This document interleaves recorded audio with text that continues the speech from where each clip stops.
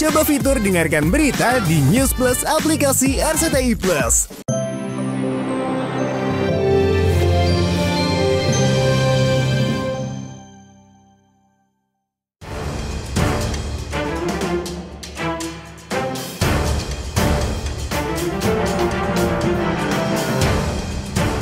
Ben Joshua mendadak ingin mengakhiri hidup.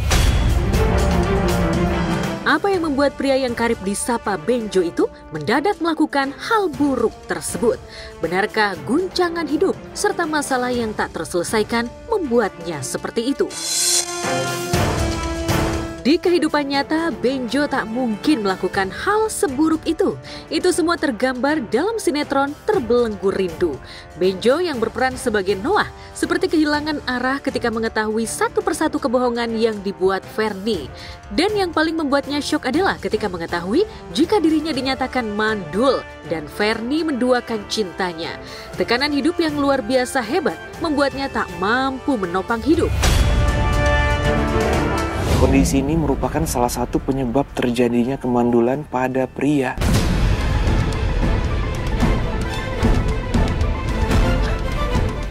Dia itu yang bikin dia shock berat itu karena dia tahu anaknya yang selama ini dia pikir anak dia, ternyata anaknya Fernie dan selingkuhannya gitu kan. Jadi semalam tuh memang benar-benar bromance banget, dan yang tadinya gue tuh nggak nangis karena memang di skenario gue nggak nangis, nggak ada disuruh juga gitu, but kesentuh banget sama Noah.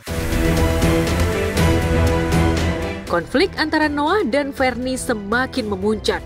Satu persatu kejahatan Fernie terkuak.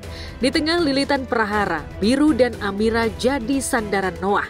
Adik dan iparnya itu menjadi penguat Noah di saat dirinya tengah terpuruk.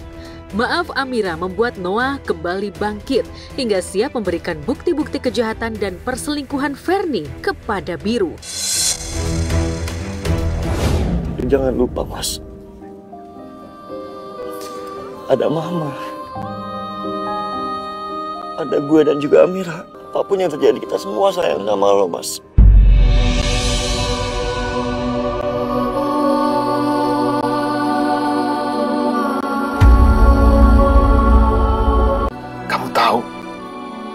Dengan siapa Fernie berselingkuh?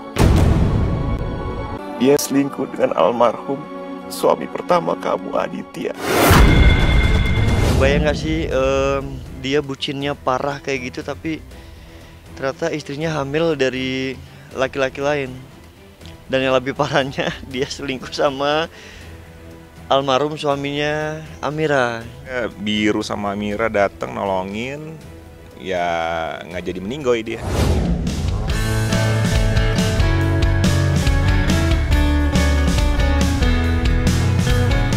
Di tempat terpisah, Betran Peto Putra Unsum mendadak jadi perhatian lantaran mengaku sudah memiliki tambatan hati. Gadis yang kini dekat dengan Betran itu bernama Akila. Sejatinya publik sudah menduga jika Betran dan Akila tengah menjalin relasi spesial. Hal itu terlihat ketika Akila menemani Betran tanding futsal bersama teman-temannya. Ini aku nontonnya ditemenin teman-teman satu. Kampus ya tuh. Kita lagi nonton Onyo bola.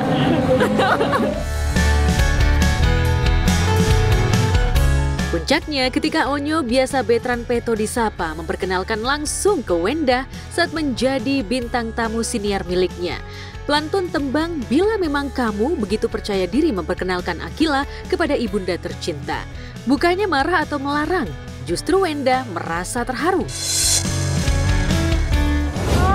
Nih banyak komen netizen katanya kalian pacaran, emang bener? Coba dijawab dong. Gimana? Aku boleh ngomong gak tapi? Sudah. Yap. Wah. Akhirnya. Iya akhirnya. Aku terada terharu karena kayak akhirnya anak aku udah gede ya Tuhan gitu. Walaupun misalnya Onyo suatu saat deket sama cewek, ya Onyo harus fokus dengan apa tujuan Onyo. Jangan sampai orang bilangnya bucin terus kerjaannya terbengkalai semuanya, kuliahnya terbengkalai gitu. Usianya sudah genap 20 tahun, putra sulung Ruben Onsu dan Sarwenda itu mulai berani menggandeng seorang wanita. Sejatinya Wenda tidak pernah melarang sang putra untuk memiliki pacar. Lantas bagaimana dengan Ruben Onsu? Awal ketemu tuh pas Bejo. Oke, terus? Ya kalau misalnya aku sih dari kemarin sih aku udah bilang, dia mau deket sama cewek, dia mau pacaran, dia kadang juga nanya kok, Bun, cewek ini cakep gak, Bun, ini cewek ini, dia sering ngomong gitu.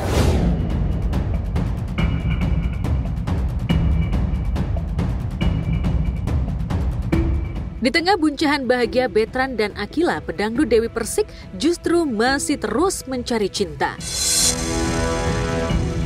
Setelah sebelumnya gagal melangsungkan pernikahan dengan seseorang yang berprofesi sebagai pilot Ruli, kini wanita yang kerap disapa DP itu tengah mencari jodoh. Dan yang cukup mencengangkan adalah sahabat karibnya Karen Delano sudah membuatkan gaun pengantin 3 sekaligus untuk dipakai DP di hari pernikahannya. Lantas, siapakah sosok pria yang bakal menjadi suami DP? Jadi kalau udah waktunya dikasih tahu, nggak ada. Siapa Dewi? Udah ada rahasia. Enggak ada bocor-bocoran. Udah didoain aja on the way. Aku lagi mempersiapkan wedding Dewi Persik, pokoknya yang bakalan wow. Pokoknya bajunya lagi dipesan, lagi dijahit, nggak tahu kapan nanti. Lagi dijahitnya dari sekarang. Pokoknya nanti ada 3 baju, satunya Indonesia.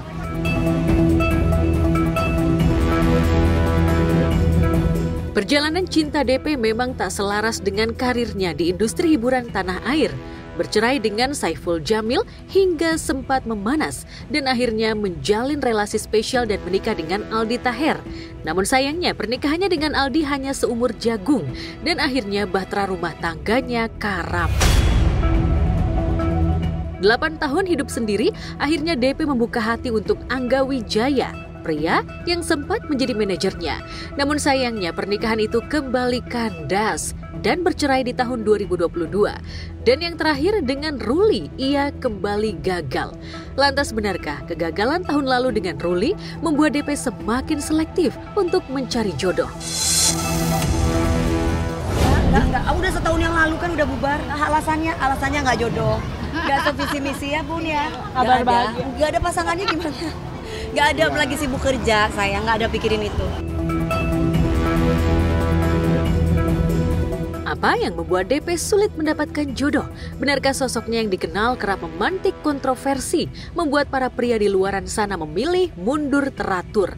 Atau justru DP yang terlalu selektif dalam urusan pasangan hidup karena selalu gagal? Lantas, untuk kali ini, adakah kriteria seperti apa yang bakal menjadi suami DP?